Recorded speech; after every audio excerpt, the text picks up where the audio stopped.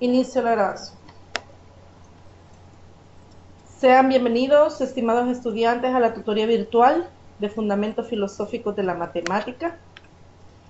Quiero compartir algunos avisos y uno de ellos es que, como ya es sabido, de acuerdo a la programación, el primer examen parcial de la asignatura se realizará el 6 de abril de 1 a 3 p.m. Por favor, atender a esta instrucción, y es que deben asistir obligatoriamente a la sede para poder realizar este examen de manera virtual, a la sede que les quede más próxima, más accesible. Deben de asistir para poderla realizar. Por favor, sean puntuales en el sentido de estar minutos antes de la 1 para poder tener las 2 horas para poder realizar ese examen. Lo otro es que les van a proporcionar una lista para firmar, así que estar pendientes de esa firma como evidencia de que asistieron a la sede para realizar el examen. Si hubieran preguntas sobre este punto, pudieran escribirlas o pudieran expresarlas a través del micrófono. Si hubieran preguntas respecto a esto. Sí, licenciada, si no, pues, yo quería saber si se nos van a evaluar la unidad 1 o 2 o también se tomará en cuenta la 3. No hay preguntas, creo que entonces avanzo. Licenciada, ¿me escucha? Recordarles que la actividad de tarea respecto a la tutoría se entrega una semana como máximo después de la tutoría.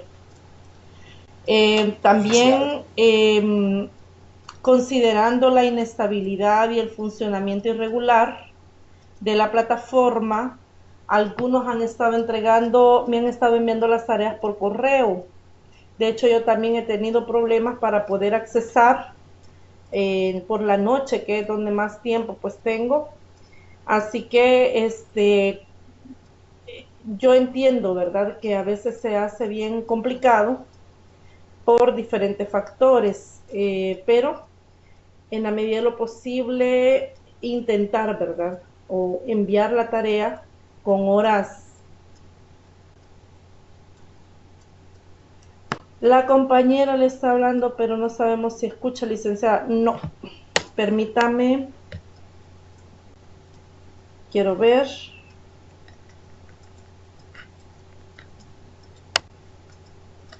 Tiene desactivado el micrófono.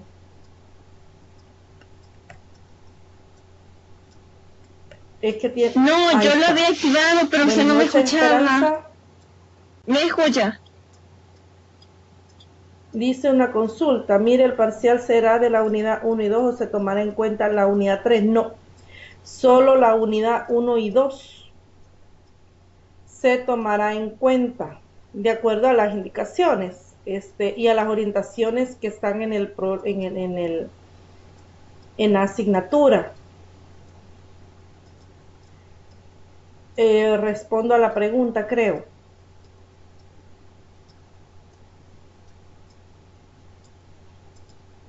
Bueno, por nada. Bien. Pero creo que no nos entonces escucha, decía que en la medida de lo posible tratar de enviar las tareas en la fecha señalada y antes que la hora pues expire de la entrega.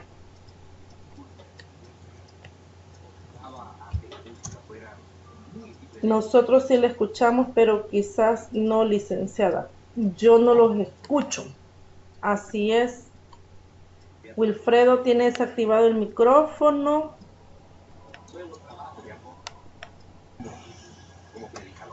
Pero la verdad que yo no les puedo escuchar.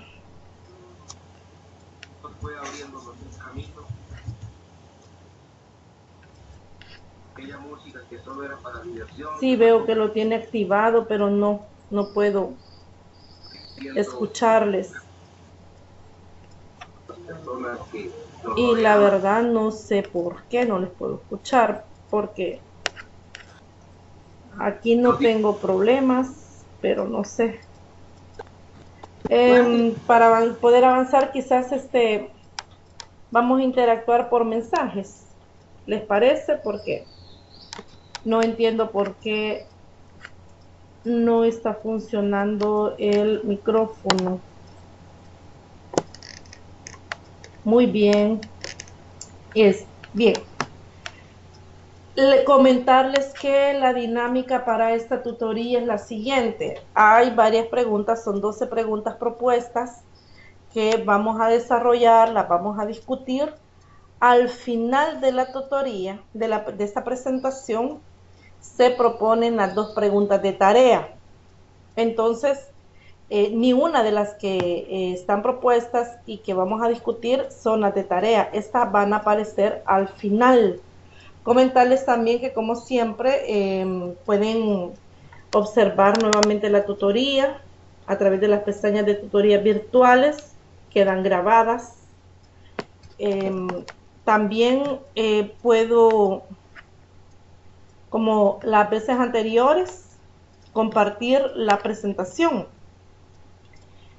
para efectos de poder realizar una lectura, ¿verdad?, resumida sobre las preguntas que se proponen, pero igual hay que realizar la lectura completa, ya que por cuestión de tiempo, como siempre lo digo, acá aparece parafraseado por mi parte.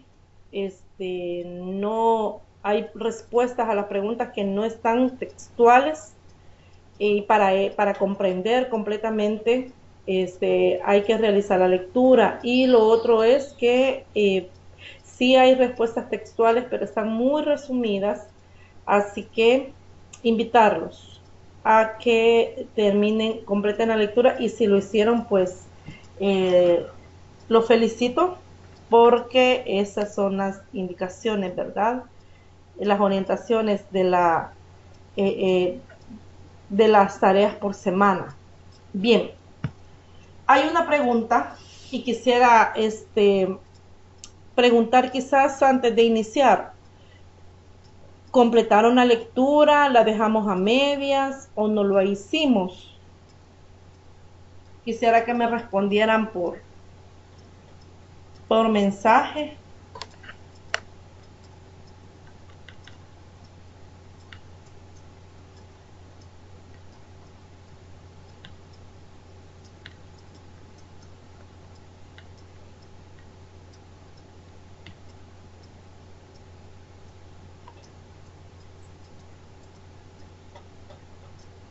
Entiendo que quizás no la realizaron. No he recibido mensaje de respuesta. Bueno, entonces voy a continuar. Si hay comentarios o alguna intervención, pues pueden escribirle, yo estoy pendiente. La primera pregunta que se propone acá es: ¿cuál es la relación entre los conceptos filosofía, educación, pensamiento y naturaleza humana? En el intento de comprender la filosofía en matemática, hay que entender entonces, o tratar de comprender, cuál es la relación que existe entre estos 4 conceptos. Y es que la filosofía, en una de las definiciones de la filosofía, es el amor por el saber, a aprender a tener una vida buena.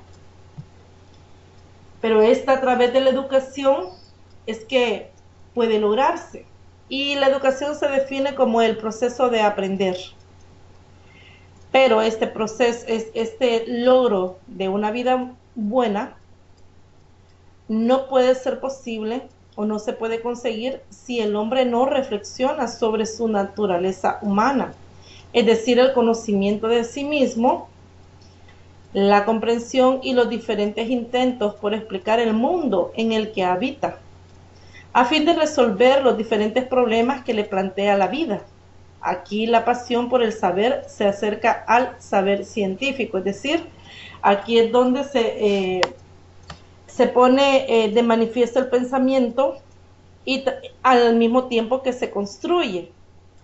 En el entendido que cuando hablamos de pensamiento son esas concepciones que ya tenemos sobre el mundo, sobre nosotros como hombres, ¿verdad? En el término de género, pero también esos esquemas constantemente se van reconstruyendo, ya que constantemente estamos expuestos al mundo que nos rodea y hay muchos factores que influyen y que determinan nuestro aprendizaje.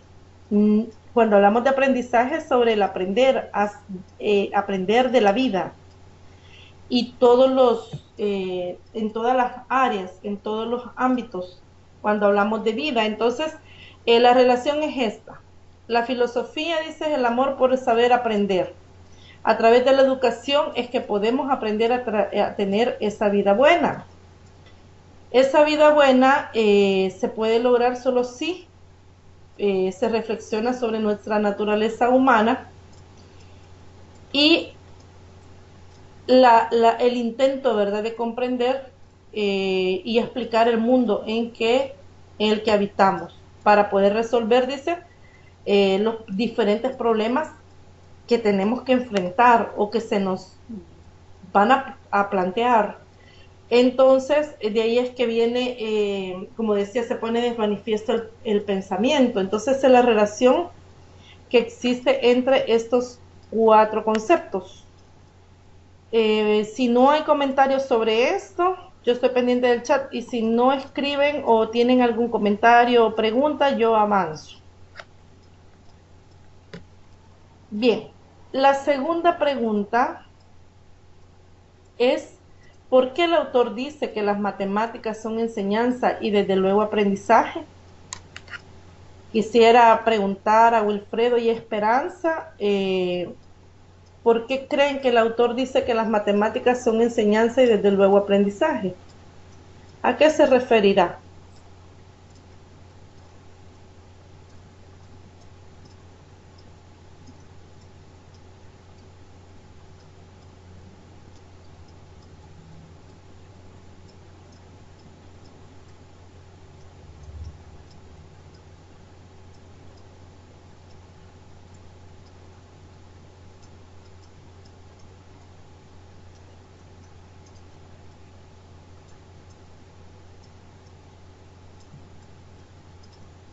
Bueno, mientras terminan de escribir un mensaje, una respuesta, leo lo que está propuesto como una de las ideas para responder a la pregunta. De acuerdo al texto, una de las definiciones, y es considerado en el texto como la definición original de matemática, dice que matemática es aquello que ha sido aprendido o entendido, y que de acuerdo al autor del texto base, esto implicaba pasión por ver, observar y comprender con afán la naturaleza de las cosas. Así también dice el autor que el interés principal es proveer al conocimiento matemático de fundamentos firmes. Sobre esta idea quiero que enlacemos las ideas que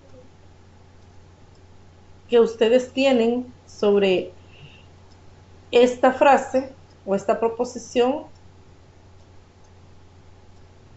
y el aporte que podemos hacer los tres para responder a esta pregunta.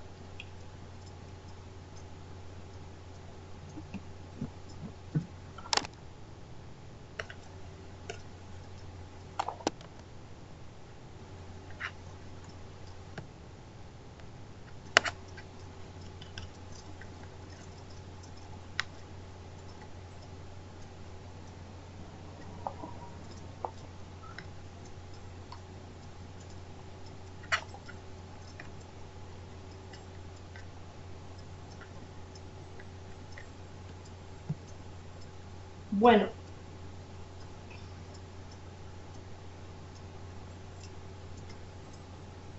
dice Esperanza, pienso que tal vez se refiere a que el mundo que nos rodea fomenta su contenido en las cosas que nos rodean. Por ende, las matemáticas nos lleva a indagar más sobre lo que nos enseña y esto ayuda a nuestro aprendizaje. Muy buen aporte, excelente, Esperanza. Wilfredo dice, bueno, creo que se refiere a que nos enseña a vivir y lo que vamos aprendiendo lo vamos poniendo en práctica, indirectamente de que la matemática nos enseña números, pero realmente nos enseña a vivir y a ver el mundo desde una perspectiva ideológica. Muy bien, excelente. Fíjese que de hecho, si ustedes leyeron, dice que hay una relación estrecha entre la filosofía y la matemática, ya que la filosofía dice que es el saber del ser, y la matemática explica o expone esas razones, esos argumentos para poder entender al ser también. Entonces, hay una estrecha relación entre la filosofía y la matemática. Y de hecho, si ustedes observan, los matemáticos han sido filósofos. Escuchaba a un docente decir también en una de las clases que muchos filósofos luego fueron filósofos y luego se convirtieron en matemáticos. Es decir, encontraron una relación estrecha entre ambas disciplinas. Y muy bien lo que expresan, de hecho sí es, ¿verdad? Nosotros estamos inmersos en un mundo. Constantemente aprendemos a conocer todas esas cosas, a poder primero a observar, a conocer y a establecer las relaciones entre los objetos que vemos, lo que percibimos. Entonces, constantemente estamos abonando a nuestra vida o agregando a nuestra vida, a nuestra experiencia, contenidos. Entonces, es necesario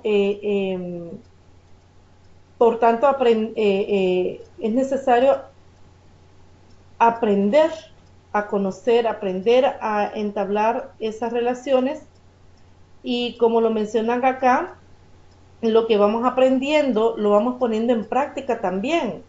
Si lo ponemos en práctica es porque ha sido nuestro aprendizaje, es decir, como humanos solo retenemos lo que consideramos que nos va a servir. Podemos ver varios, podemos estar en contacto con una misma situación o una misma experiencia, pero no todos lo vamos a asimilar de la misma manera. Algunos vamos a desechar algunas cosas, otros se las van a retener, y vamos a retener otras que otros quizás pudieron haberla desechado. Entonces el aprendizaje es diferente. Entonces, cuando hablamos de matemática, también se habla que el interés en esa relación de filosofía y matemática es proveer, dice, al conocimiento matemático de fundamentos firmes. Estos fundamentos firmes nos ayudará o sustentará la tarea de enseñar.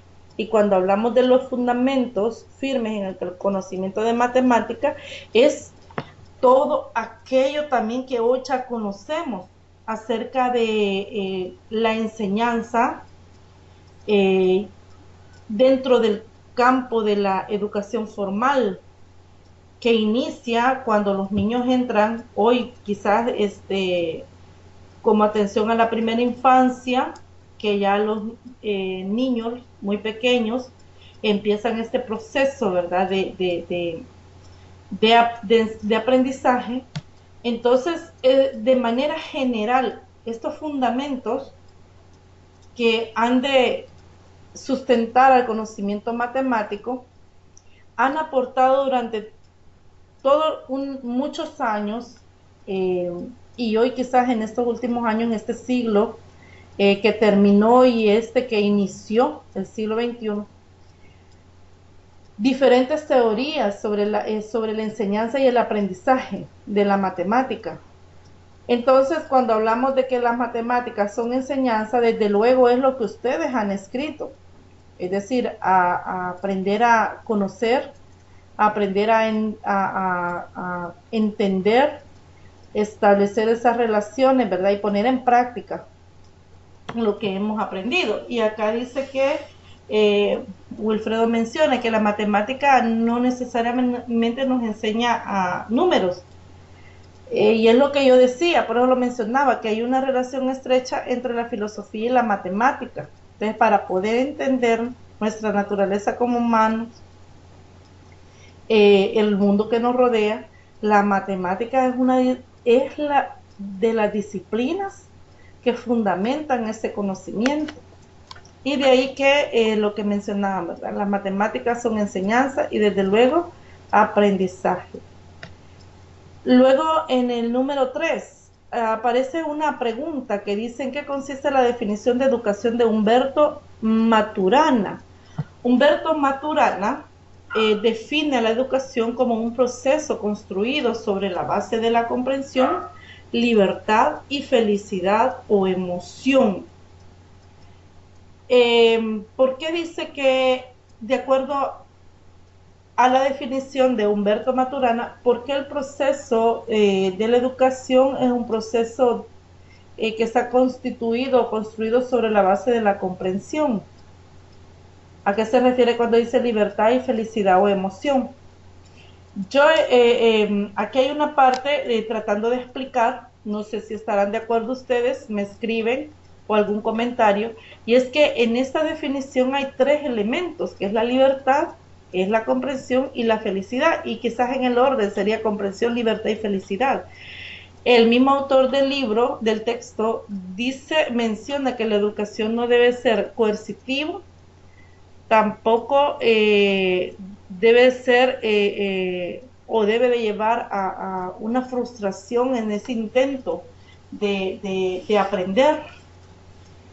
Y en ese sentido, comento que en esta definición hay 3 elementos, que es la comprensión, que es la primera que menciona, y la comprensión sobre qué, sobre lo que es el hombre, es decir, la comprensión sobre nosotros como hombres, seres humanos, y el mundo que nos rodea.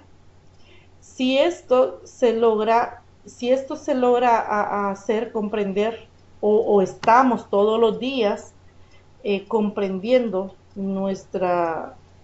esa pregunta, ¿verdad? ¿Qué es el hombre? ¿O qué es lo que necesitamos aprender? ¿Cómo lo vamos a aprender? Esto va a determinar lo que necesita aprender o lo que necesitamos aprender. Y son las preguntas que mencionaba. Si logramos comprender qué somos y nuestro mundo que nos rodea, vamos a identificar qué es lo que necesitamos aprender. Y este aprendizaje es individual y es aprendizaje para la vida. Una vez que se determina qué es lo que necesitamos aprender, tenemos la libertad para elegir lo que se ha de aprender. De hecho, todos deberíamos, y así debería ser la educación, como lo menciona Humberto Maturana, deberíamos de elegir lo que queremos aprender, cómo queremos aprender y para qué lo vamos a aprender. Si escogiéramos qué es lo que necesitamos aprender, entonces estaríamos realizando un proceso de educación que es significativo de forma individual. Si esto es posible, es decir, si elegimos qué es lo que queremos aprender, entonces estaremos realizando un proceso de aprendizaje que va a motivar, que va a estimular. Y si nos sentimos motivados y nos sentimos estimulados y cómodos, ¿verdad?, en ese ambiente de aprendizaje, entonces, como menciona el autor acá, Humberto Maturana, entonces, perdón, expresaremos felicidad en ese proceso, mostraremos emoción y de ahí aparece el tercer elemento. Entonces, cuando hablamos de comprensión, libertad y felicidad o emoción, esto es lo que la educación tendría que ser de forma ideal, pero la realidad,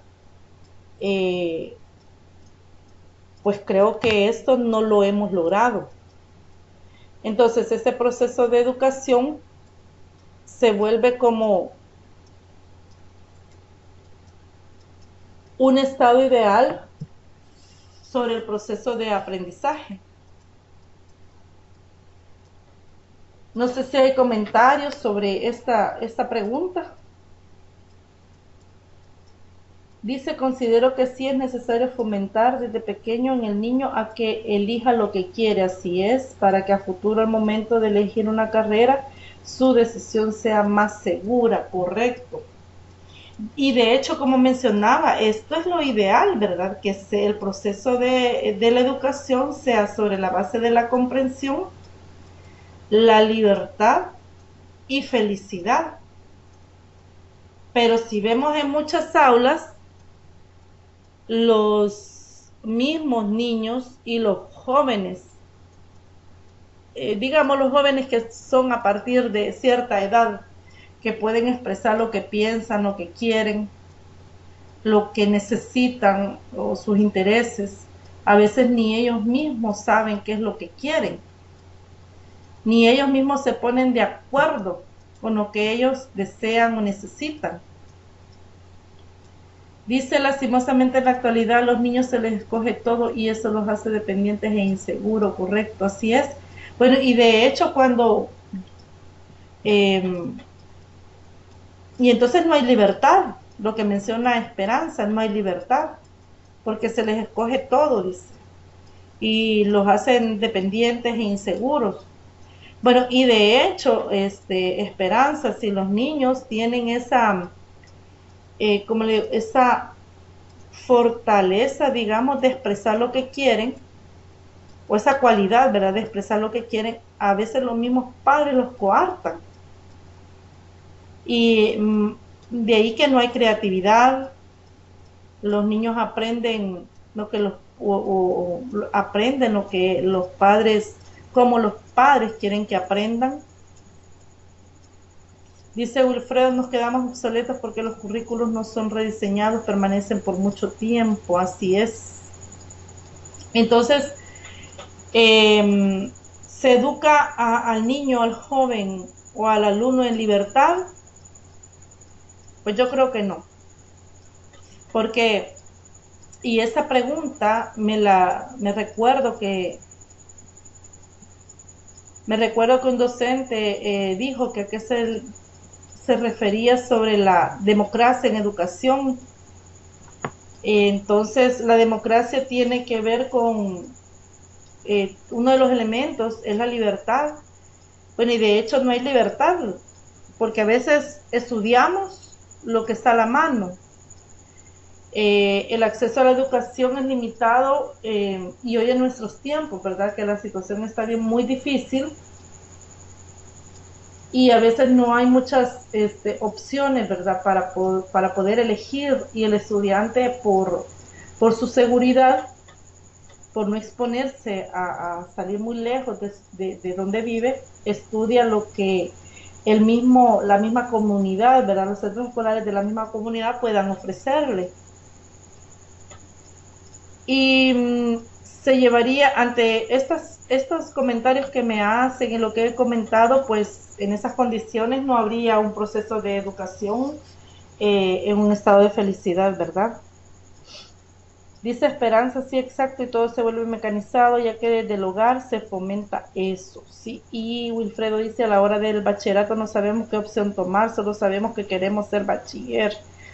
Así es, y esto es muy complicado, ¿verdad? Por lo mismo que decía, a veces ni los mismos jóvenes también saben qué es lo que quieren estudiar, llegan a 9º grado, tienen la posibilidad de poder seguir estudiando, y si uno les pregunta qué quieren estudiar, no saben. Llega el momento en que se van a matricular y como deben de tomar una decisión, si es que no son los padres, ¿verdad?, que a veces también inducen a la elección de un bachillerato, los alumnos terminan tomando el bachillerato a veces el menos que es motivador para ellos. Pero como decía, esta definición se da en base a unos elementos y considero que es un estado ideal. La realidad es otra cosa. Dice Esperanza, lo mismo pasa en la universidad y hay muchos profesionales frustrados, así es. Yo oía el caso de una madre y un joven que la mamá quería que estudiara ingeniería, y él no era eso lo que él le interesaba estudiar, pero muy talentoso el muchacho, inicia los estudios de ingeniería. Por sus buenas calificaciones fue becado a Estados Unidos, continuó sus estudios y culminó dichos estudios en Estados Unidos. Cuando regresa graduado, y lo primero que hizo fue entregarle el título a la mamá, y él estudió lo que quería.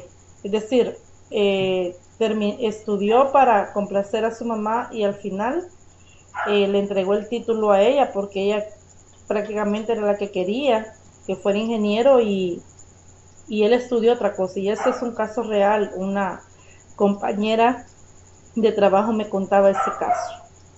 Dice Wilfredo, hay profesionales que se titularon porque de eso había demanda, pero su vocación era otra. Muy bien, imagínese, Wilfredo, que de esos profesionales que se titularon, escogieron ser profesores o licenciados en algún área de educación. O imagínese usted frustrados dando clases. Por eso es que a veces podemos interpretar la actitud de muchos docentes, que a veces lo que menos muestran es vocación, y podemos pensar, ¿verdad?, que no era quizás lo que ellos desearon haber estudiado. Pero continuamos.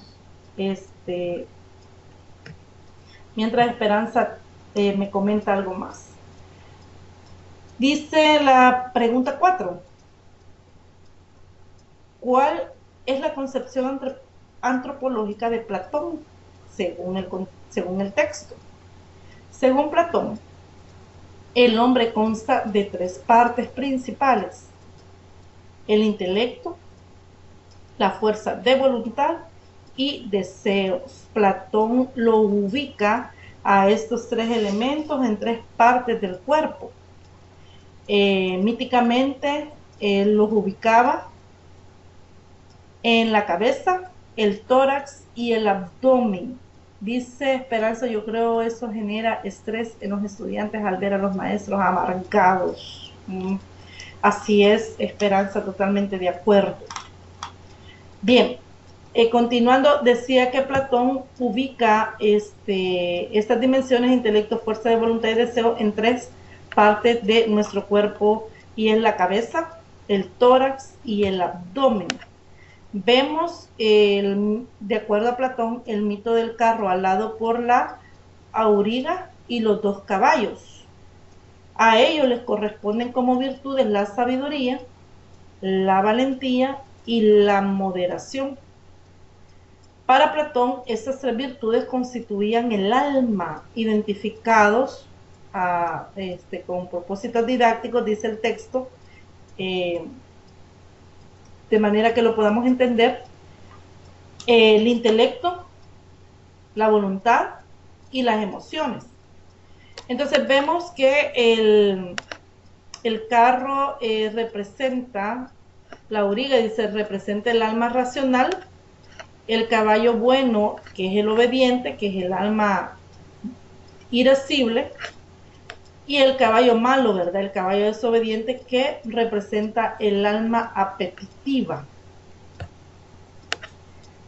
Luego dice que así comprenderemos que el aspecto emocional siente, dice, todos los matices posibles entre los polos sentimentales, positivo y el negativo. También dice el autor que es importante comprender que no hay sentimientos si no hay intelecto y voluntad. Seguramente no es posible sentir esperanza sin tener alguna idea de lo que se espera y de lo que queremos. De ahí que dice que en los humanos la voluntad es bastante autónoma con respecto a determinadas acciones instintivas. No es posible seguramente tener voluntad sin tener sentimientos e inteligencia. También el autor de este texto hace también referencia a los animales. Dice que los animales tienen voluntad, pero esa voluntad no es compleja como nosotros los seres humanos podemos llegar a sentir esa voluntad, y es diferente entre los diferentes animales, el grado de voluntad. También las emociones o sentimientos. Dice que los animales también tienen sentimientos, pero en como digamos, en un estado simple, no sentimientos complejos como los nuestros también. Entonces, menciona entonces Platón que son tres las partes que componen el alma. De ahí que dice el aspecto emocional reconoce que hay una parte positiva y una parte negativa. Entonces Platón concibe, ¿verdad?, la parte interior del ser humano, que es el alma, en estas tres dimensiones.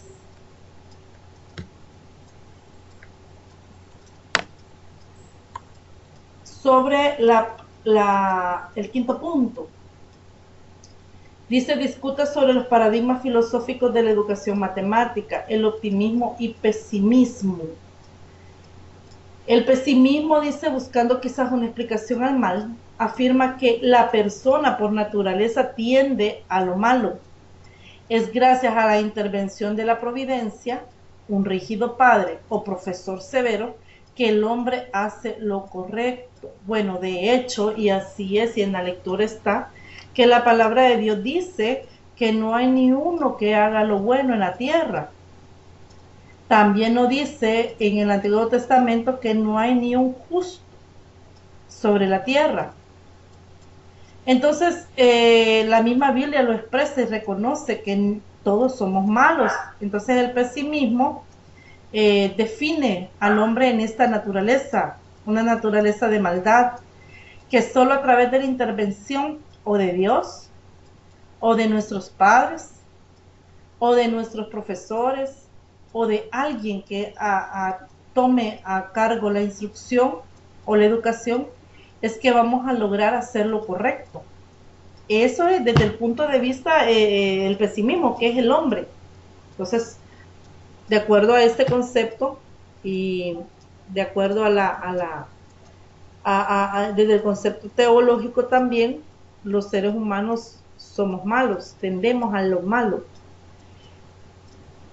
El optimismo, por otra parte, que es un poco más condescendiente sobre la definición del hombre, dice que todos los seres humanos somos buenos, pero que nos volvemos malos como producto de esa interacción con la sociedad. Dice que cree que tendemos al bien por naturaleza. No obstante, en algunos casos, por accidente nos equivocamos y hacemos el mal. Es decir, que por accidente actuamos mal y nos equivocamos. Entonces, desde el punto de vista, desde la filosofía optimista. Y aquí es donde me recordaba lo que Esperanza escribía. Dice que hay muchos profesores amargados. Y fíjese cómo este paradigma del pesimismo puede reflejarse en nuestro quehacer o en nuestra práctica como docentes. Dice que un profesor pesimista o amargado difícilmente promoverá un ambiente amistoso, libre y feliz, como el que se requiere en la verdadera educación, y recurrirá habitualmente a la coerción y al miedo. No confiará en la naturaleza del educando y creerá que siempre debe ser al educando. Siempre debe decir al educando qué aprender, qué decir y cuánto aprender. Y yo diría también cómo comportarse. Como educadores, es recomendable que siempre adoptemos una posición optimista, siempre que analicemos una perspectiva filosófico-pedagógica, dado que existe tanto desde el punto de vista filosófico como del científico muchas razones para rechazar el pesimismo. Hemos sido estudiantes y yo creo que podemos recordar quizás en nuestras experiencias, no porque lo hayamos vivido, ¿verdad? O nos haya afectado, pero a veces podemos recordar experiencias de otros que tuvieron la desdicha de tener un profesor que no fue amable, no fue paciente, que no hubo esa muestra, ¿verdad?, de amor hacia la vocación, y los estudiantes tuvieron que, como decía Esperanza, ver, ¿verdad?, a un profesor amargado, y esta palabra que aparece, ¿verdad?, un profesor pesimista, un profesor que no confía en las bondades de sus alumnos, ni en su potencialidad, y lo van coartando al punto que el proceso de aprendizaje se vuelve frustrante para el estudiante. Y de hecho, bueno, hay varios estudiantes, y ya sumados quizás son muchos, que por diferentes razones o actitudes del profesor hacia ellos han tenido que abandonar el centro escolar o la institución, o de hecho el mismo estudio, los mismos estudios. Esperanza comenta, yo tuve un maestro que era maestro de especialidades, pero por falta de maestros en la escuela me daban la materia de matemática, pero ese señor era súper alegre al momento de dar la clase, tanto que no se sentía la clase. Qué bueno, ¿verdad, Esperanza? Que usted recuerda a ese tipo de profesores también, que dejaron una huella y no una cicatriz, ¿verdad?, en nuestra vida de estudiantes. Así que como futuros docentes, si es que ya ejercemos también, siempre llegar al aula con una sonrisa. De la manera en que usted entra al aula, determina la actitud de los estudiantes. Y eso yo lo he tenido muy comprobado. Y no sé si usted ha tenido la experiencia bueno, ha sido estudiante también. Y es que cuando uno entra al aula, lo primero que los alumnos ven, como ya de una manera como muy involuntaria, quizás inconsciente, se fijan en nuestro rostro, o la manera, ¿verdad? Solo la forma en que entramos al aula, en nuestro aporte, en nuestra actitud, va a determinar el ambiente en esos 45 minutos o en esas 2 horas clase con la que vamos a estar con ellos. Hay instituciones donde el horario está programado de tal manera que en un día ven una sola asignatura, en una tarde o en una mañana. Entonces los 5 días se ven por tarde o por mañana una sola asignatura. Imagínese usted con un profesor pesimista o amargado pasar toda la tarde. Qué frustrante, ¿verdad? Entonces tenemos un reto como docentes, y es que nuestros estudiantes, yo digo, nuestros estudiantes son como esponjas, no importa la edad, son como esponjas, y por un lado podemos inyectarles ese ánimo, esa alegría, como escribía aquí Esperanza, esas ganas de aprender, o podemos inyectarle también ese sentimiento de frustración. Y no importa qué edad, ¿verdad?, podamos estar en el proceso de aprendizaje, pero un docente puede marcar positivamente o negativamente la vida de un estudiante. Así que debemos de ser cuidadosos al momento de desarrollar, ¿verdad?, nuestras clases o nuestro quehacer pedagógico. Una sexta pregunta que aparece también propuesta es: ¿qué papel desempeñan las creencias en la orientación de la enseñanza en el aula? Aquí he tomado 2 textos de una revista que aparece, Creencias versus Concepciones, de los maestros, y esto lo encontré en internet. Y el autor de esta revista hace referencia a Grossman, Wilson y Schulman. Ellos afirman que las creencias del profesor son de dos tipos, dependiendo de si están referidas a las matemáticas como disciplina científica, es decir, que influyen en el contenido que se enseña y en la forma de enseñarlo, o a las matemáticas como objeto de enseñanza-aprendizaje, que influirán en la orientación que el profesor da a la materia que enseña.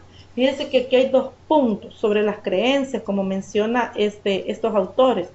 Uno, ¿qué conocimiento tenemos acerca de la disciplina de matemática? Y dos, ¿qué creencias tenemos sobre cómo enseñar esta disciplina? A eso hace referencia estos autores. Goodmore, bueno, este autor resaltó como un componente del conocimiento didáctico del contenido las concepciones, valores y creencias de lo que significa enseñar una materia en un contexto determinado.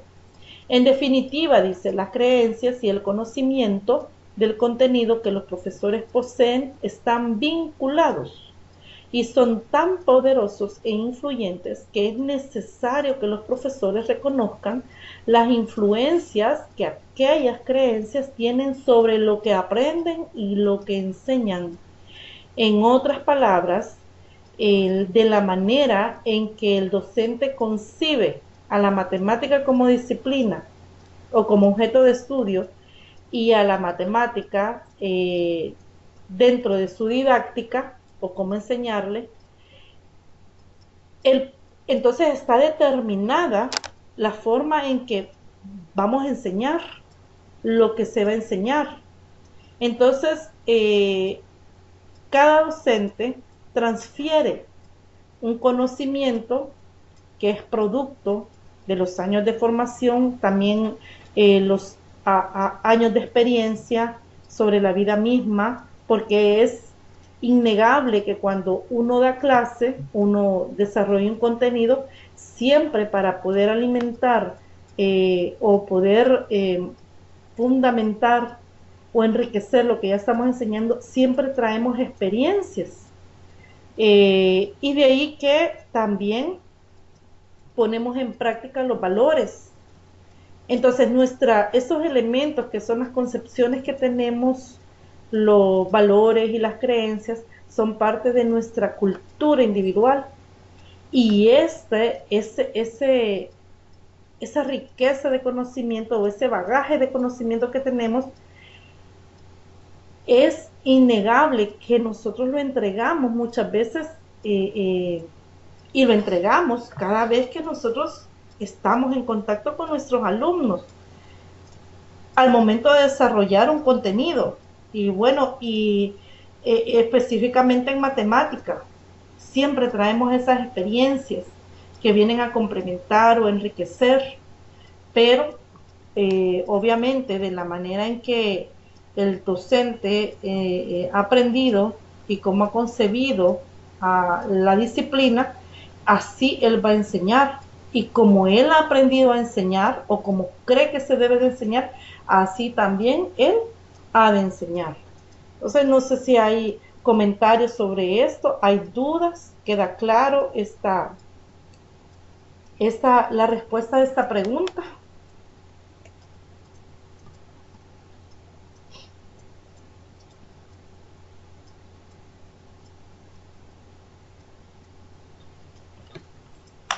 Muy bien, Esperanza, gracias. Dice, está claro. Dice, la pregunta 7 está planteada de la siguiente manera. ¿Consideran que el teoricismo y el tecnicismo son métodos de enseñanza desfasados? Explique antes en qué consiste. Muy bien, gracias, Wilfredo. Dice bien claro. Bueno, para esta respuesta, yo no respondo si están desfasados o no. A eso ustedes lo van a responder. Pero lo que sí, de acuerdo a la teoría, quizás ustedes recordarán que lo leyeron, y ese fue parte de lo que discutimos en la tutoría anterior, y es que en el aprendizaje de la matemática y en la forma de comprender y en la forma de comprender, sí, el aprendizaje en esos conceptos matemáticos, se buscaron métodos, formas de hacer más simple este aprendizaje. De ahí que se reduce estos métodos de aprendizaje en varios, y uno de ellos o dos de ellos es el teoricismo y el tecnicismo, que viene a reducir, viene a simplificar y a trivializar, dice por ahí un término, el aprendizaje en la matemática. Pero esta forma de enseñar o estas teorías sobre cómo enseñar, como en la tutoría anterior se vio, tienen sus desventajas o vacíos en el aprendizaje de la matemática. Uno de ellos que se tomó fue el teoricismo en enseñanza de la matemática, y dice que es un modelo docente que se basa en uno de los principales rasgos del euclidianismo. Él pretende, dice, reducirlo todo conocimiento matemático a lo que puede deducirse de un conjunto finito de proposiciones trivialmente verdaderas, axiomas, y que puede enunciarse utilizando únicamente términos perfectamente conocidos, términos primitivos. Según Gascon, el teoricismo identifica enseñar y aprender matemáticas con enseñar y aprender teorías acabadas. El proceso didáctico empieza y prácticamente acaba en el momento en que el profesor enseña, en el sentido de muestra estas teorías a los alumnos. Una de las debilidades o de los vacíos que existen en esta teoría o en el método de enseñanza es que los problemas en enseñanza no figuran como estrategia didáctica, a no ser que sean considerados como una concesión hecha con la única finalidad de que el alumno adquiera un cuerpo de conocimientos que forman una teoría predeterminada de antemano. En otras palabras, no en esta forma de enseñar matemáticas se enseñan la teoría que ya está propuesta, está reconocida como teoría. Todos los ejercicios que son planteados es hacia la práctica, la puesta en práctica de esta teoría. No hay en ningún momento en que el alumno se ha puesto en una situación donde tenga que pensar, donde tenga que buscar una posible solución al problema, porque los problemas no están planteados, son ejercicios y si se plantean problemas, pero son problemas de tal manera que la solución está en la aplicación de esta teoría.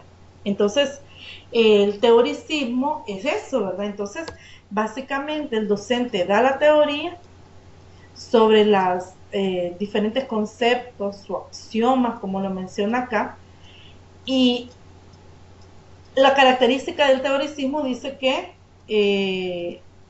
se basa en que se le enseña al alumno conjunto finito de proposiciones, no se puede salir fuera de ellas, y son ejercicios que se desarrollan única y exclusivamente aplicando la teoría. Y si los problemas aparecen, dice, estos se hacen con la finalidad no de que el alumno piense y que entre en un conflicto cognitivo y encuentre otras formas de resolverlo y poder él descubrir también otros principios o teorías en matemática que ya están planteadas, pero que el docente no pretende que él las descubra a través de la resolución del problema, sino más bien la aplicación de una teoría que ha sido predeterminada o enseñada por el docente.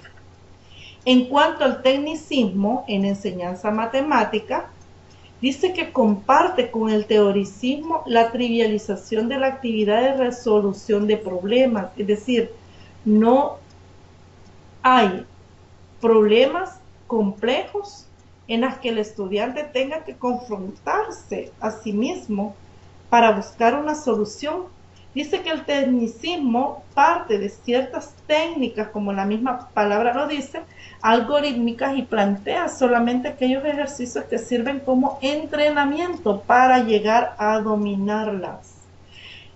En la tutoría anterior veíamos que en la medida que el alumno resuelve muchos ejercicios, puede llegar a dominar mejor la técnica para poder resolver un ejercicio. Entonces, esta teoría tiene como fundamento principal la aplicación de técnicas para resolver ejercicios. De esta forma, dice, excluye del proceso las técnicas y estrategias de resolución complejas y no algorítmicas.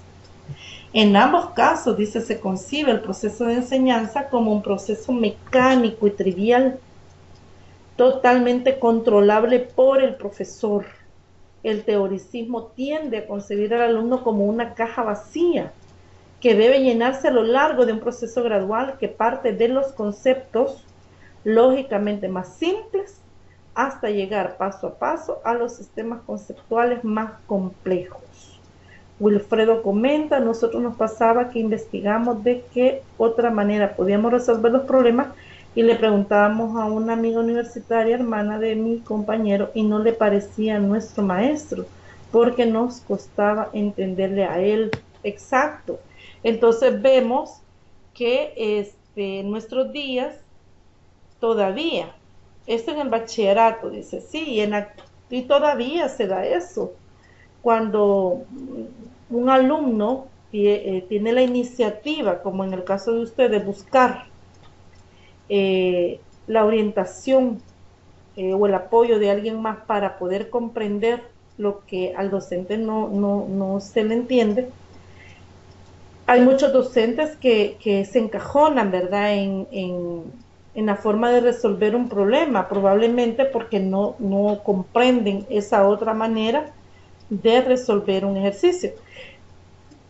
Si un docente en matemática tiene dominio de un contenido, la misma experiencia también lo ha llevado a conocer diferentes formas, métodos de resolver un problema, ese docente es abierto a las posibilidades del alumno en cuanto a diferentes formas de resolver un problema. Si un docente no acepta como válido otras formas de resolver un problema, seguramente es porque no domina esa otra manera, no tiene conocimiento. Pero un docente experto experto y con dominio en la asignatura y en los contenidos específicamente, va a ser un docente abierto, un docente que va a motivar al estudiante, va a elogiar, ¿verdad?, esa iniciativa por querer aprender, y dará como válida cualquier otra forma, ¿verdad?, de resolver un problema, siempre y cuando los procesos sean válidos. Bueno, gracias, Wilfredo, por el comentario. Entonces decíamos que también lo mencionamos en la tutoría anterior, que el alumno es concebido como una caja vacía. Se ignora o no se considera que el alumno tiene ideas preconcebidas, estas de manera equivocada o de manera correcta. También se mencionó que si estas concepciones sobre los conceptos matemáticos han sido concebidas de manera equivocada, pues el profesor será el que se encarga de orientarlo, de inducirlo al aprendizaje de tal manera que estas concepciones sean reorganizadas. Entonces, también mencionaba, me recuerdo, en la teoría, que no se puede considerar al estudiante como una tabla en blanco, sino que ellos ya tienen, bueno, de hecho todos traemos conocimientos, concepciones, y a través del aprendizaje o estas concepciones se afirman y se enriquecen, van complementando o son reorientadas hacia esas concepciones correctas. pero el tecnicismo tiene esta cualidad, esta característica, que concibe al alumno como una caja vacía. El tecnicismo, por su parte, siempre con este método, considera al alumno como un autómata, que mejora el dominio de las técnicas mediante la simple repetición que proporciona un entrenamiento concienzudo. Varios docentes que dan matemática, y como lo mencionaba Esperanza, a muchos como el docente que tuvo de matemática, que no era de la especialidad, hay muchos docentes también que por la misma necesidad de la institución, hay docentes que les toca dar matemática, y cuando el profesor, en la misma necesidad también de conservar su empleo, acepta dar esa asignatura, y si este docente es muy responsable de la tarea que tiene sobre enseñar matemáticas, y va, en la medida que va avanzando con los contenidos, estudia, investiga, busca apoyo por otro lado, apenas, y quizás con éxito también, logrará enseñar esos ejercicios. Y no necesariamente porque no quiera dar esa parte de la resolución de problemas, se la salta, y si la da, quizás los más sencillos, porque solo imagínese usted que él está aprendiendo para enseñar.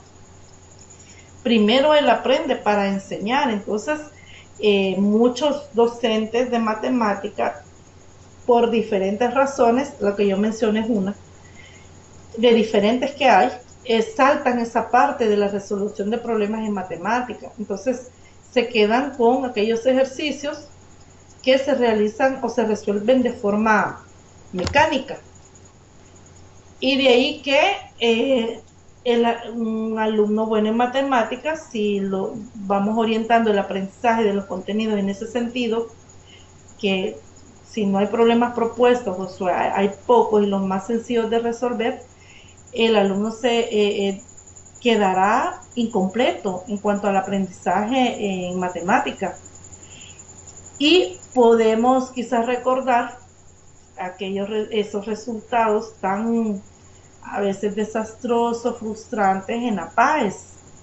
Y si el alumno, aún habiendo reprobado la PAES en matemática, logra graduarse, porque seguramente lleva buenas calificaciones en la asignatura de matemática, y de ahí que salva esa situación.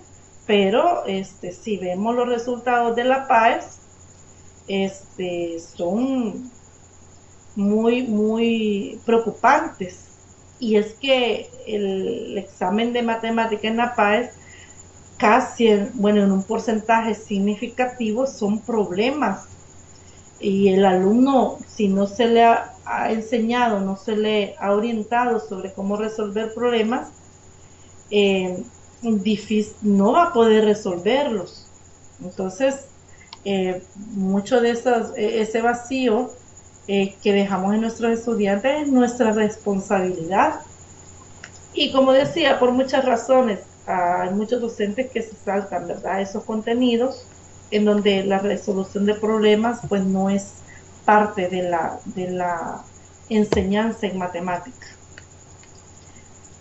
Continuando con el punto número 8, dice establecer las diferencias entre las matemáticas cuasi empíricas de las matemáticas euclidianas.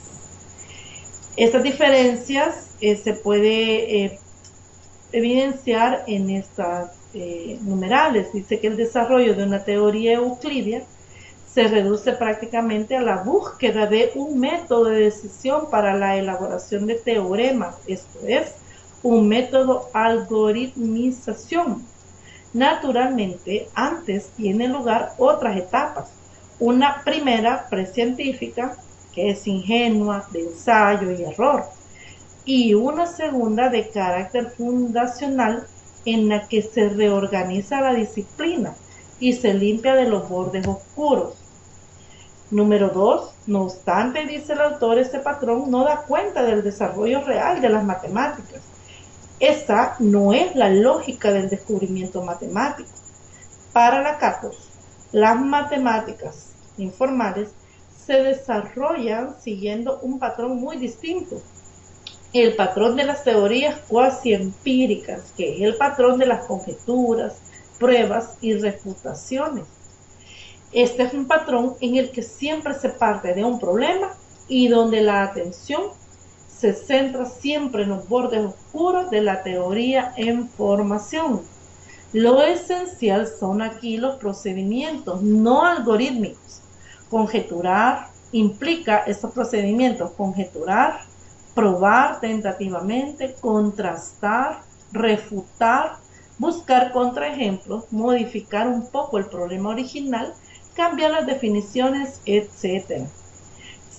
Esto lleva a que se destrivialice el contenido de la matemática, porque no es tautológico, pero sobre todo se destrivializa la actividad matemática porque es heurística en el sentido de no algorítmica. Entonces hay una diferencia bastante clara, y es que la teoría euclidia busca, dice, un método de decisión para la elaboración de teoremas, y este método de la elaboración de teoremas, también conocida como algoritmización, lleva a poder poner en práctica estos algoritmos o pasos para la resolución de ejercicios.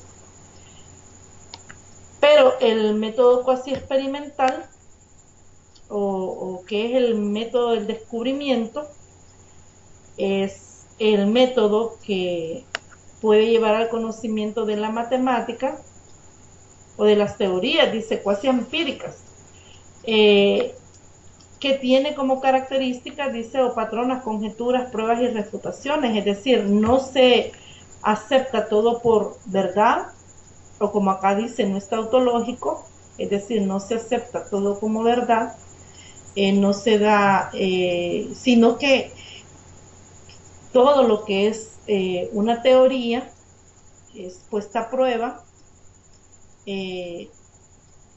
y esa prueba conlleva, ¿verdad?, estos pasos de la conjeturación, también probar tentativamente, etcétera, lo que ya mencionaba. Entonces, en las teorías cuasi empíricas, no acepta o no da por sentado que las teorías son verdaderas, sino que se someten a un proceso de validación y que conlleva esta serie de pasos. Entonces esa es la diferencia entre la teoría euclidia y las teorías cuasi empíricas. Como punto 9 dice, ¿cuándo se dice que un docente es modernista?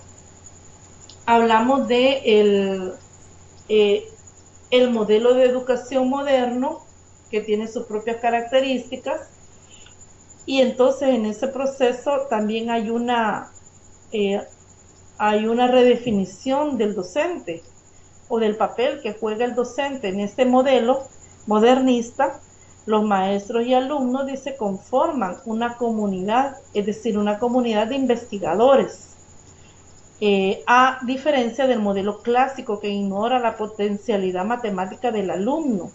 La explota, así como explota las estrategias heurísticas en el proceso intelectivo. En otras palabras, el modernismo identifica enseñar y aprender matemáticas con enseñar y aprender a explorar de forma libre y creativa la construcción de contenidos matemáticos. Entonces vemos que en el modelo moderno el docente se redefine en cuanto a sus funciones como investigador, ya que no ignora, dice, la potencialidad del alumno, sino que es objeto de estudio para el docente. Lo motiva, promueve el aprendizaje en el estudiante, investiga a través de él, pone al estudiante en situaciones en cuanto al aprendizaje en la que el alumno tendrá que enfrentarse a retos y encontrará, por tanto, nuevos caminos. Esos caminos lo llevará a nuevos conocimientos y al desarrollo de habilidades y destrezas más complejas en cuanto a la resolución de problemas en matemática y no solamente los ejercicios. Y es que hay una diferencia, si ustedes recordarán o tomarán en cuenta, hablamos de ejercicios y problemas. Los ejercicios son aquellos que se resuelven de una manera mecánica, tecnicista, a partir de la aplicación de algoritmos.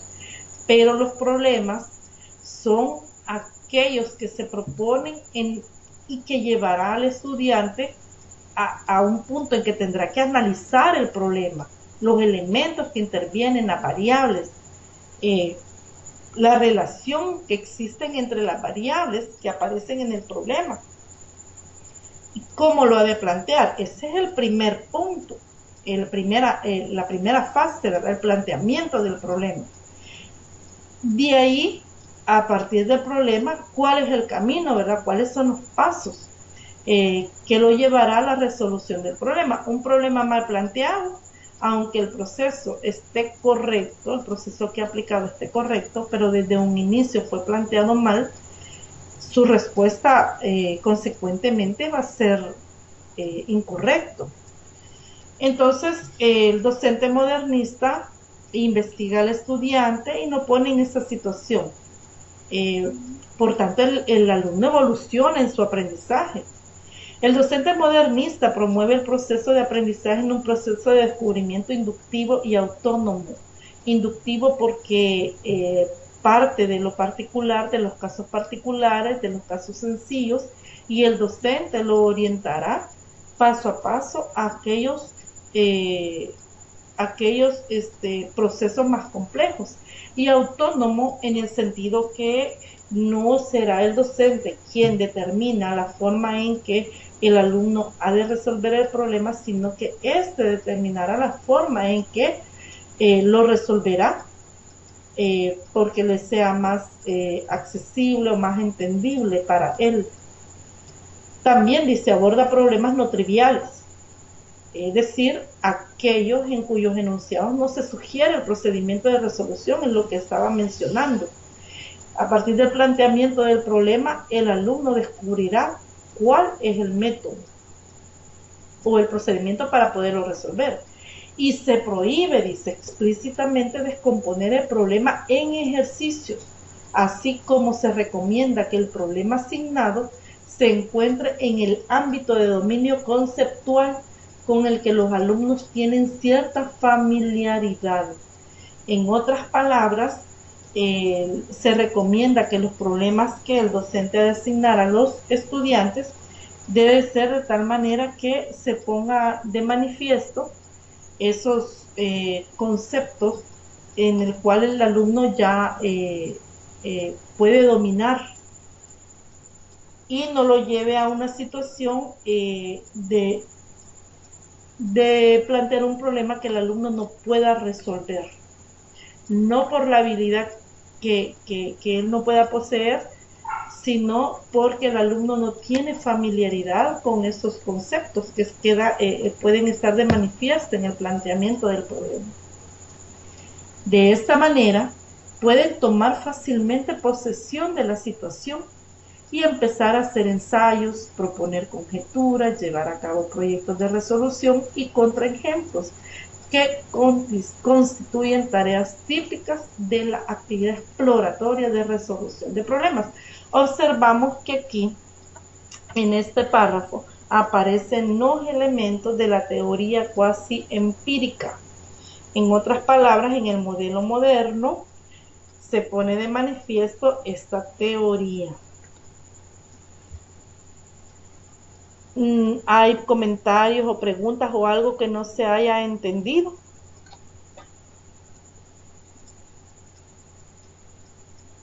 ¿O está claro?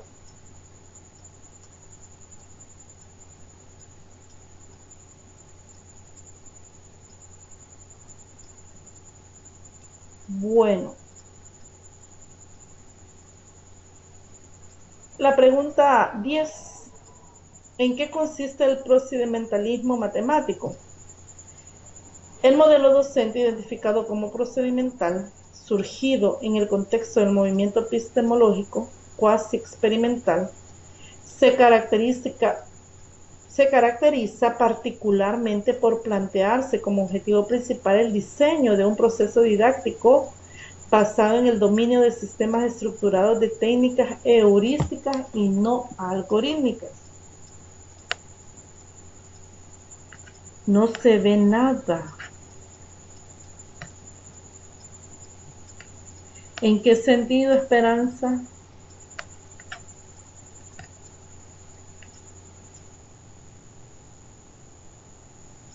Se escucha distorsionado. No sé los demás que... Se escucha distorsionado del escritorio. Wilfredo, ¿qué me puede decir?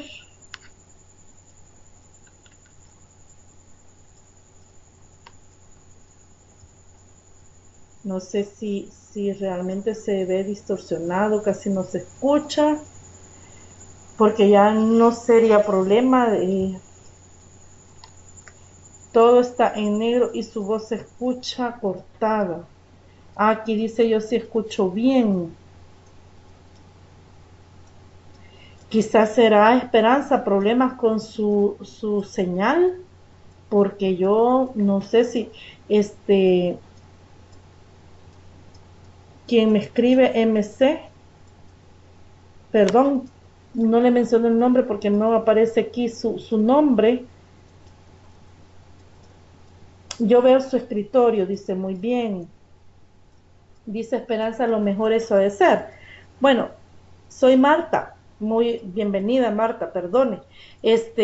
Quizás Esperanza va a tener un poco de paciencia y consideración si usted no logra escucharme muy bien, pero ya faltan quizás unos 30 minutos, si no es que menos, para terminar la tutoría, y le pediría que no se vaya no se vaya a desconectar. Y igual puede ver la grabación de la tutoría en las pestañas de tutorías virtuales. Entiendo que ha de ser la señal.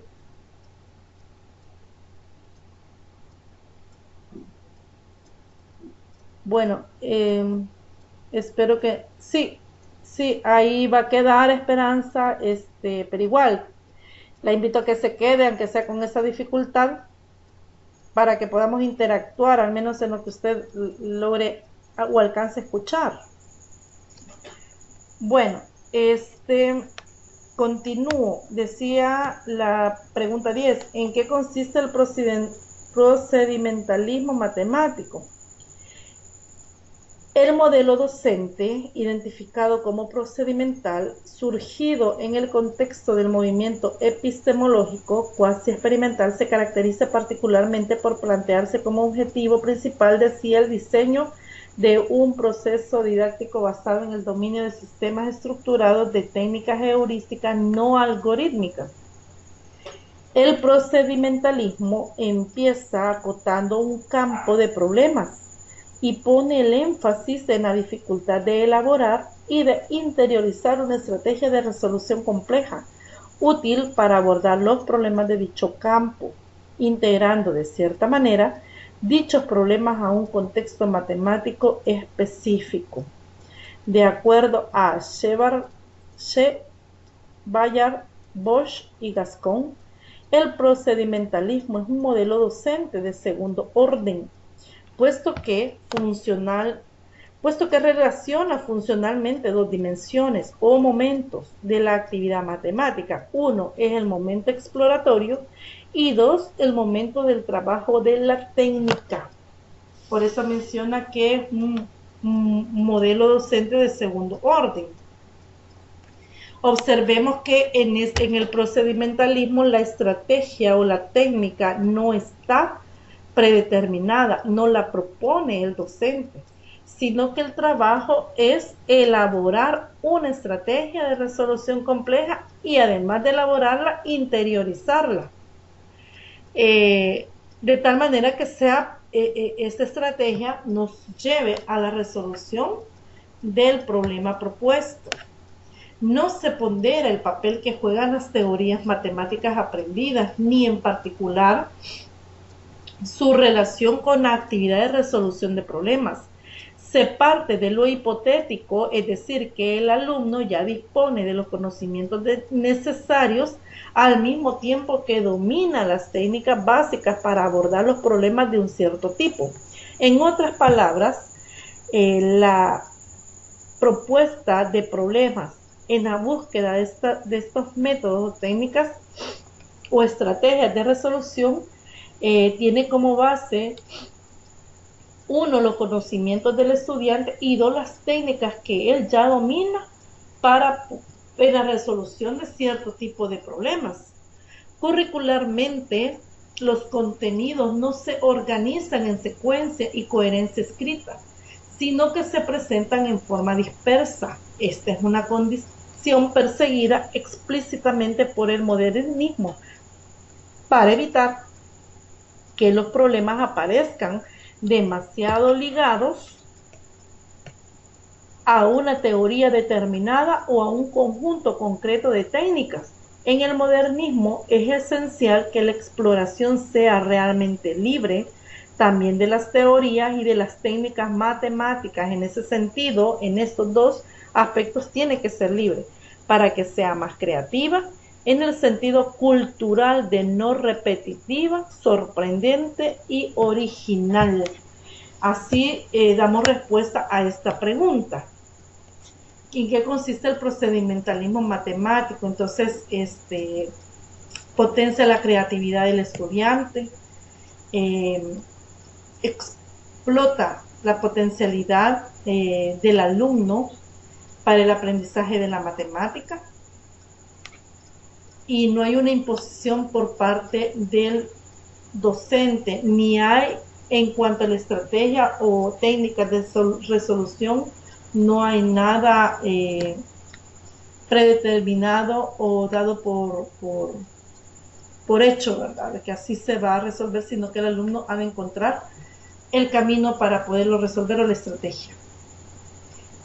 Como 11 punto, el punto número 11, dice: los objetos matemáticos son construidos por las acciones del sujeto.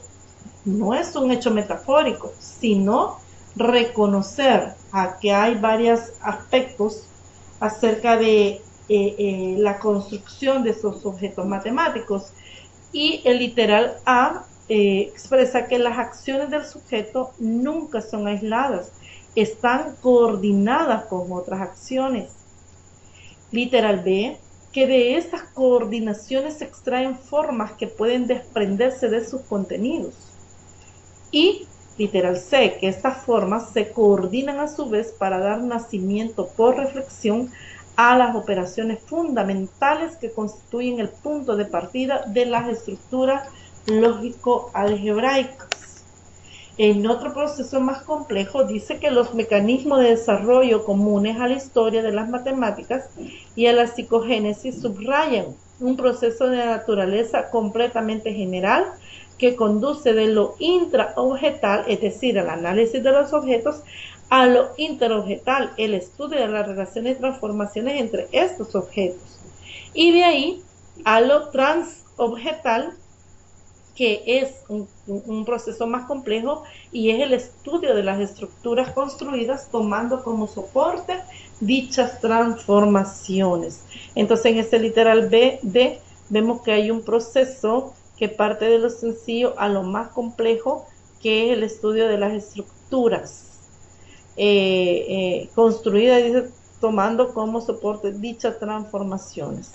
Literal E dice: un ejemplo de este proceso se ofrece en el desarrollo histórico de la geometría, la cual se inicia con el estudio de las relaciones internas entre los elementos de las figuras, sin tomar en consideración el espacio como tal, ni las transformaciones de las figuras en el interior de un espacio. Esta es la etapa intrafigural. Esta fue una larga etapa dominada por la geometría euclidia clásica. A continuación vino una etapa en la que se estudiaron las relaciones entre las diferentes figuras geométricas y en especial, dice, el estudio de las transformaciones que relacionan unas figuras con otras. Históricamente, este periodo corresponde a la denominada geometría proyectiva, de acuerdo a Poncelet y Chasles, y esta constituye la etapa interfigural. Una tercera etapa llamada transfigural, que es caracterizada por el predominio de las estructuras geométricas. Esto es el estudio y clasificación de las geometrías, que históricamente coinciden con el programa de Erlangen de Felix Klein. Como literal G tenemos también que, como lo plantean Piaget y García, dar cuenta de los principios motores de tales construcciones cuyos instrumentos y cuyos mecanismos de desarrollo se han descrito. El más importante de dichos principios es la búsqueda de razones que incluyen, pero va más allá de la mera descripción de fenómenos.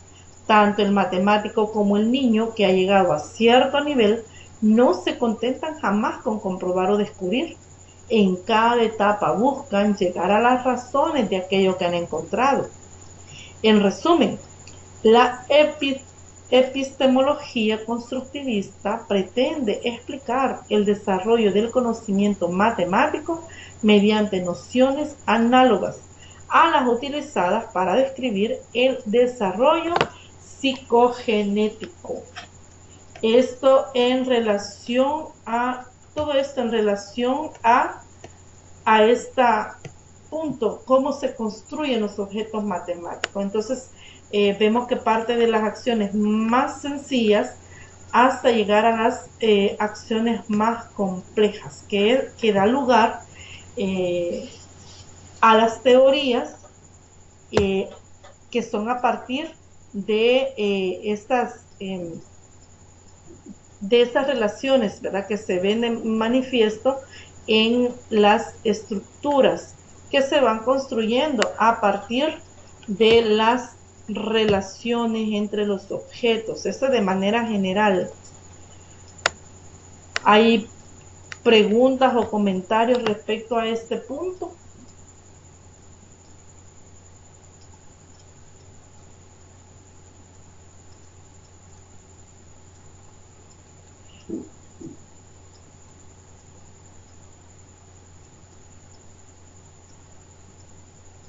Respecto a este punto, está de manera textual, a como está en el documento. Así que si usted lo lee del documento, está 100% fiel a lo que dice la lectura. Bueno, si no hay comentarios y preguntas, el último punto es explicar en qué consisten los principios que rigen al constructivismo psicológico matemático. Son varios los que aparecen en estos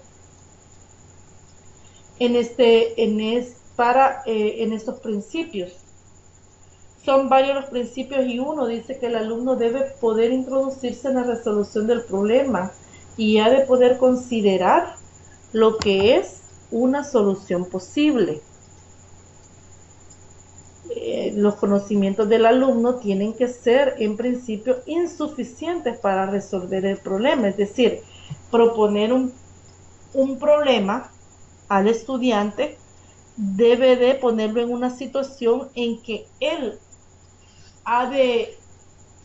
en esa búsqueda ha de encontrar nuevos caminos, nuevas estrategias para poderlo resolver, es decir, no plantearle problemas triviales, porque si los conocimientos que el alumno tiene son suficientes para la resolución del problema, entonces la intención que tuvimos al plantear el problema no se cumpliría.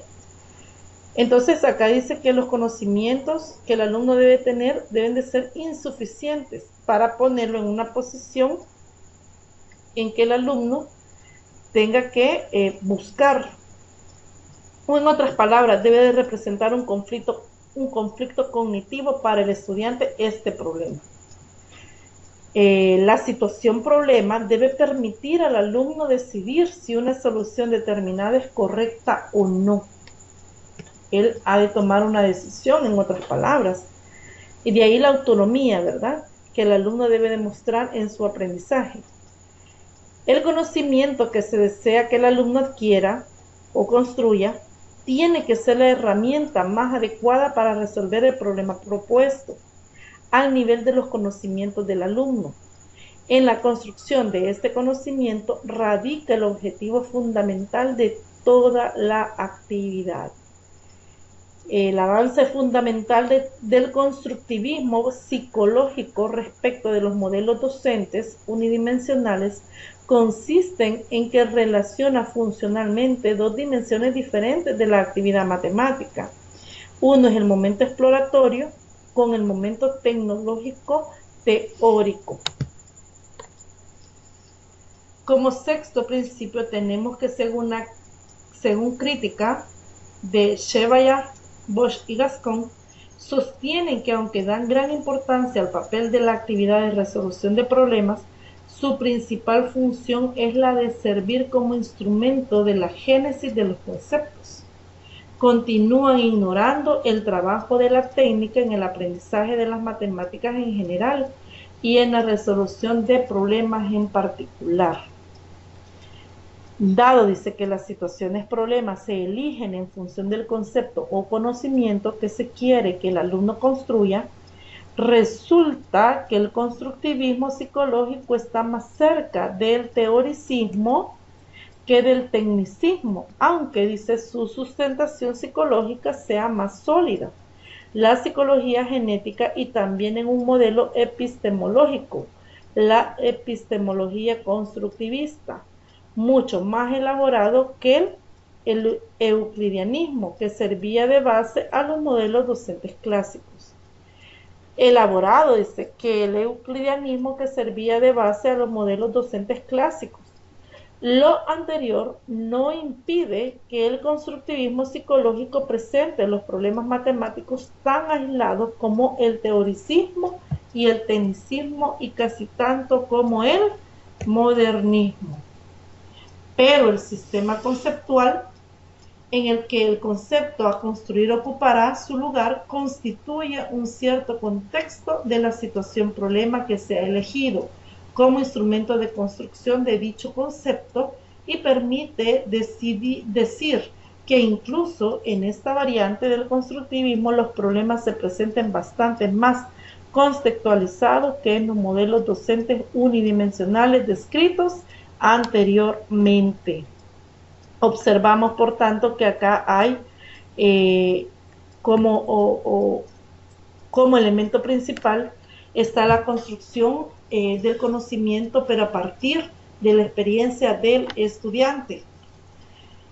Eso será posible si las condiciones en las que se da este aprendizaje se vuelve un reto para el estudiante.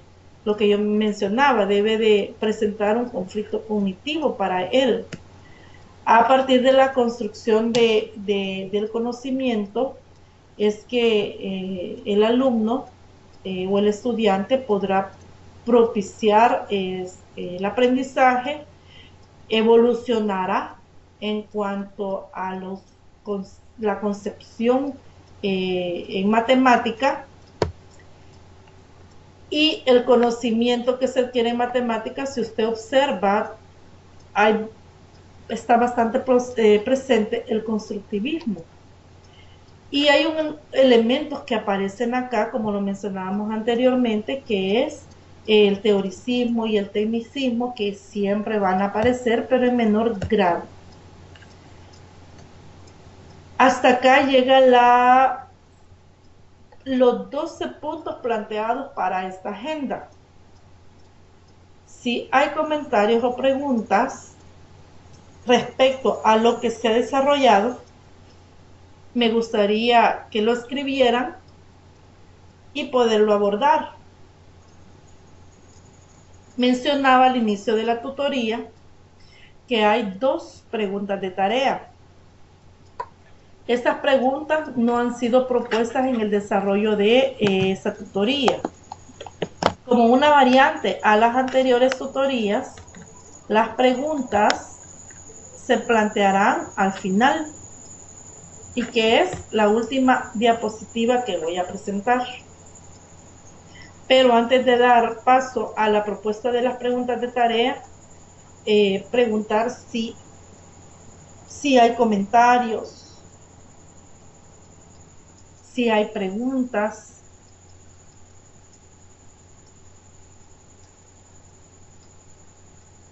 Y si no hay, por favor escriban, ¿está claro o no hay preguntas?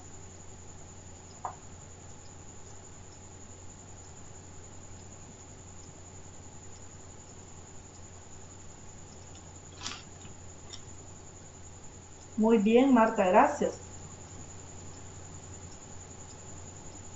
Tal vez solo un comentario, licenciada. He notado que últimamente como que la matemática se está tendiendo mucho a que el estudiante piense más, como dice usted, más esperando un poco como sobre antes, la respuesta. que era. Si habrá alguna pregunta.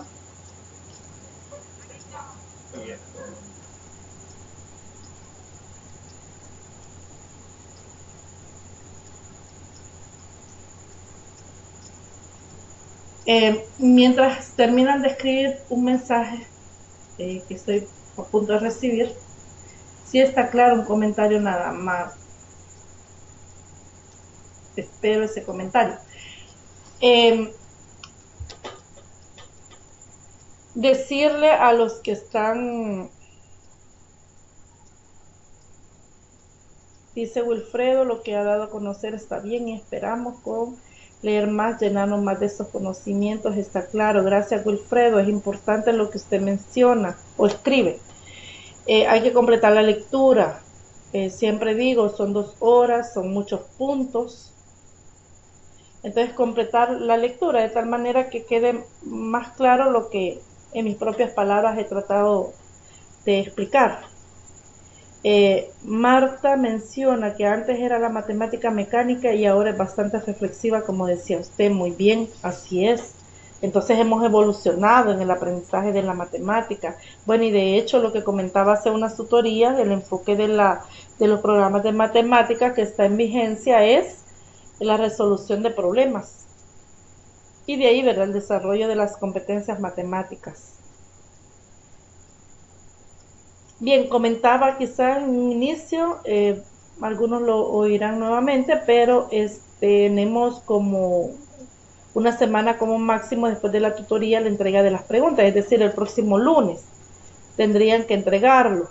Lo que mencionaba también que algunos han tenido problemas con el funcionamiento de la plataforma, yo también no he tenido, así que a veces no he podido entrar y entiendo que esa situación se ha dado en estos días, pero esperamos que ya no se esté dando, ¿verdad?, esta situación en los próximos días y por tanto con unas horas de anticipación a la hora límite para la entrega de tareas, mandarlas, ya que siempre está ese problema, ¿verdad?, como esos factores, ¿verdad?, que no podemos predecir, que probablemente está saturada la plataforma o no hay una buena señal o se nos fue la luz, ¿verdad? Entonces, organizarlos en el tiempo. Solo son 2 preguntas.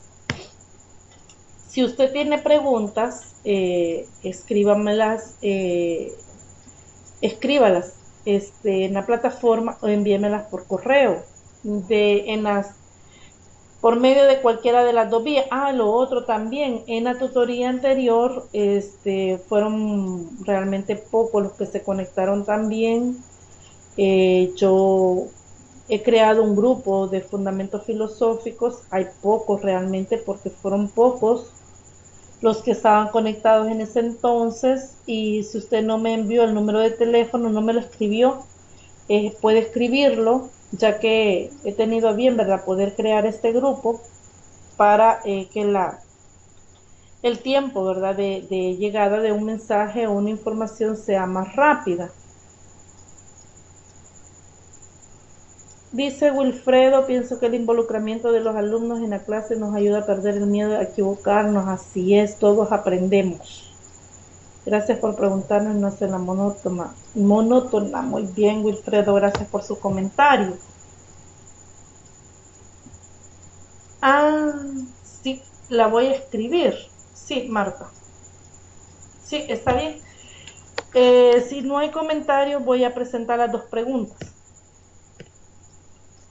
La actividad de tarea para esta tutoría es la siguiente. Bueno, realmente no son preguntas, son situaciones que se proponen. Una es explicar al menos 3 paradigmas de la educación matemática y el tipo de docente al que pertenecen. Y 2, elabora una lista con al menos 4 creencias que de una u otra manera repercuten negativamente en el aprendizaje de la matemática. En base a su experiencia como estudiante, no sé si ustedes dan clases también, ya están ejerciendo o han tenido la experiencia de dar clases, pueden elaborar esta lista, ¿verdad? Uno es 4 creencias y de cada una de ellas que escriban cómo estas repercuten negativamente en el aprendizaje de la matemática. Sugerirles que no sean tan escuetos con las respuestas. Tenemos bastante experiencia en cuanto a si hemos sido alumnos, si somos docentes, para poder explicar, ¿verdad? Sin redundar mucho, pero que sea muy rica su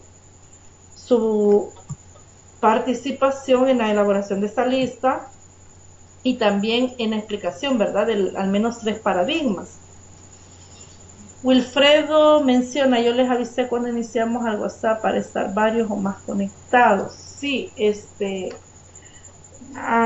escrito algunos mensajes por WhatsApp y creo que ha funcionado hasta el momento, ¿verdad? Quiero copiar, si me permiten un momento, las preguntas para que usted las pueda tener desde estos momentos. Y la presentación, como decía, se la voy a hacer llegar posteriormente por correo.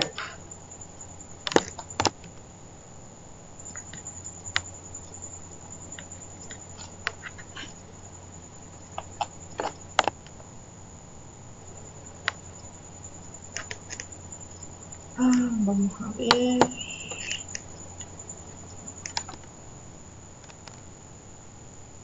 Elabora una lista de al menos 4 creencias que más, la palabra matemática aparece bastante grandecita. Así. Explicar al menos 3 paradigmas de la educación matemática y el tipo de docente al que pertenecen.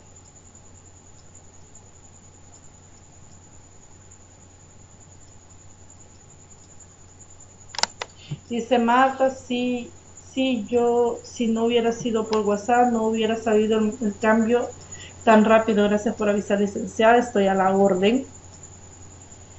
Para usted, dice Wilfredo, ¿cuántas palabras o páginas se pueden dar de respuesta para las preguntas? Fíjese que yo en ese sentido quizás no puedo dar de verdad un número de palabras o páginas con que para mí el parámetro es que se exprese en su totalidad la idea. Cuando yo digo que no sean tan escuetos, es que a veces escriben unas palabras pero no la completan, hay ideas incompletas, a eso me refiero. Escriben algo pero no terminan la idea, entonces uno se queda esperando qué más pudo haber escrito. Entonces yo digo que aquí la clave es, si comparte una idea, complete en sus propias palabras esa idea, o puede complementar esa idea también con alguna teoría que usted que esté relacionada con lo que usted quiere explicar. Dice, porque un tutor nos dijo que es muy tedioso leer mucho para poder calificar, hay que ser puntuales. En ese sentido, sí, a eso me refiero, hay que ser puntuales, es decir, no redundar, que sea en una misma dirección la idea, pero que quede completa.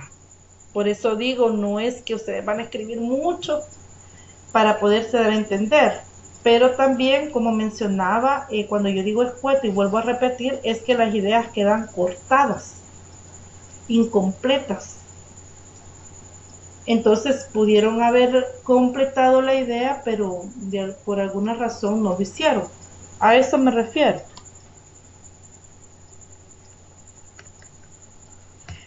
Yo no sé si pueden ver el mensaje completamente donde están las dos preguntas. Si me hacen saber, por favor.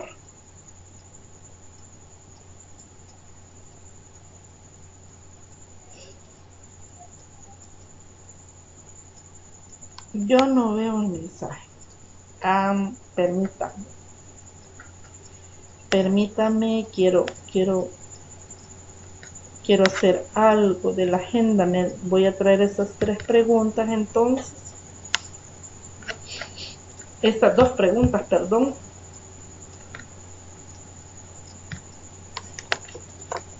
Me permite un momento.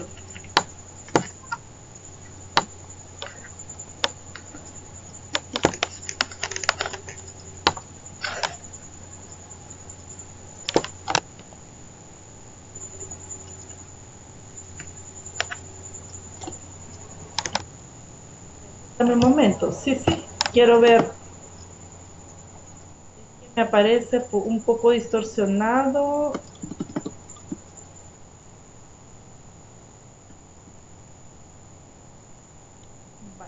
En estos momentos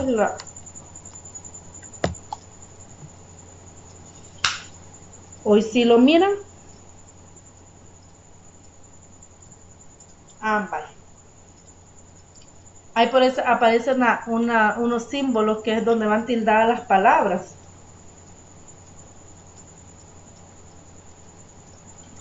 Muy bien. Bien, comentarles también, quizás voy a volver a repetir, el próximo sábado es el parcial, obligatoriamente tienen que asistir a una sede de 1 a 3 de la tarde. Les sugiero estar antes de la 1 para poder tener exactamente las 2 horas para poder realizar el examen. Lo otro es que se les va a proporcionar una lista para que firmen, así que no se vaya a retirar de la sede sin haber firmado, ya que eso queda de evidencia que usted sí asistió a la sede, y poder calificar su examen.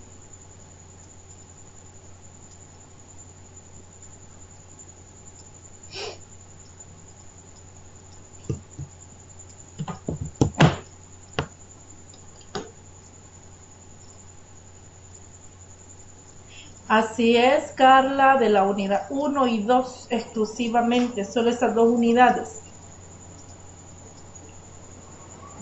Ya tienen en sus correos la presentación de la tutoría 1 y la tutoría 2.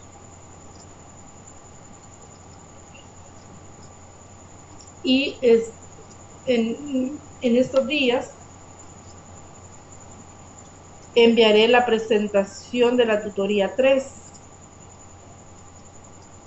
Por nada, Carla, estoy a la orden. ¿Hay otros comentarios o dudas?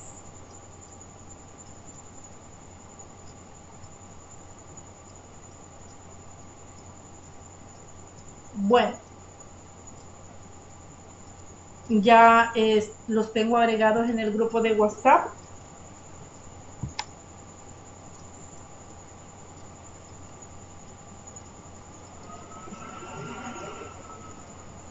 Sí, a mí sí, dice Marta.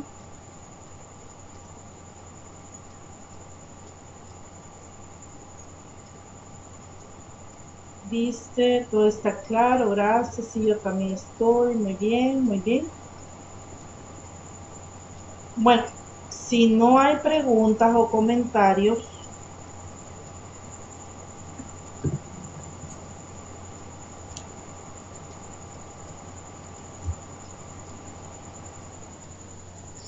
Ha sido un placer. Por nada, Marta, con gusto. Si no hay preguntas o comentarios, ha sido un placer, ha sido un gusto estar compartiendo con ustedes en esta tutoría. Cualquier consulta o duda lo pueden hacer a través, hoy 3 medios, ¿verdad? Para los que los tengo agregados, por WhatsApp, por correo o en la plataforma.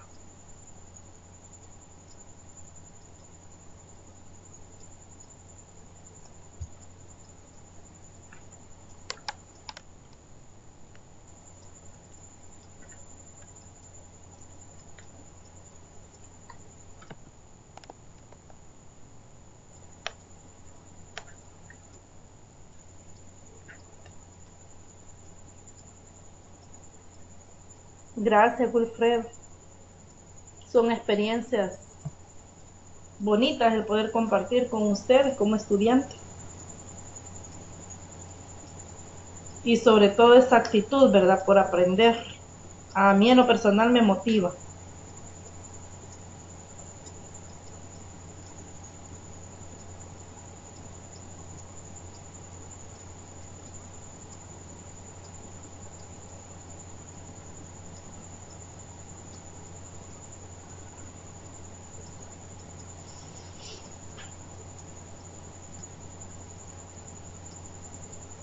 Muy bien, Wilfredo, a la orden, voy a estar pendiente. Si no hay comentarios o preguntas del resto, bien, doy por finalizada la tutoría virtual 3. Les deseo éxitos, estudien, completen la lectura. Cualquier duda voy a estar pendiente de leerles y poderles responder. Bendiciones, feliz noche. Buenas noches.